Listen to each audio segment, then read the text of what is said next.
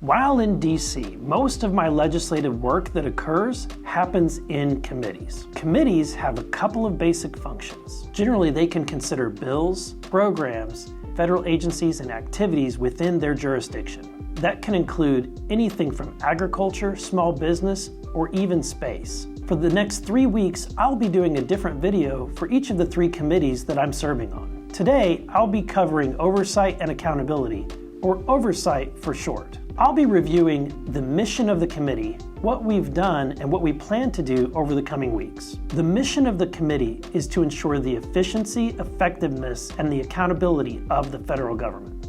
With Republicans in charge of the House, we have 3 main goals: rooting out waste, fraud, and abuse, identifying mismanagement in the federal government, and holding the Biden administration accountable. Now that we've discussed the overarching goals, let's talk about what the committee can do. Oversight, like all the other committees, can pass bills that eventually make it to the House floor. Amongst other things, the Oversight Committee's legislative jurisdiction includes oversight over federal employees, oversight over the National Archives, and the relationship between the federal government, states, and municipalities. The other main purpose that it's mostly known for is as the investigative arm of Congress. You see, when these big spending bills are passed through Congress, the Oversight Committee has the authority to bring in federal agencies to determine just how they spent the money. When previous Congresses passed the Pandemic Relief Fund and spent billions of dollars, there was little to no accountability for how those dollars were being spent. With Republicans now in charge, we used our very first hearing to bring in witnesses to tell us just how these pandemic relief funds were spent. The Oversight Committee also has the power to issue subpoenas.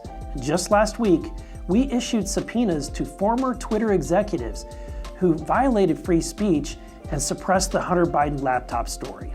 We were able to ask them under oath about their interactions with the FBI and the Pentagon. These revelations were groundbreaking because it was publicly exposing the interaction between big tech and big government.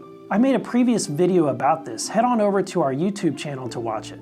And lastly, we can investigate federal agencies, which is especially important with Joe Biden being president. We had Chief Border Patrol agents come in to provide testimony about the border crisis and their perspective from working directly on the ground. We found that the Biden administration's new policies have ignited the worst border crisis in American history and placed our Border Patrol agents' lives at risk. So that's the Oversight Committee in a nutshell. It's the investigative arm of Congress and passes bills like any other committee.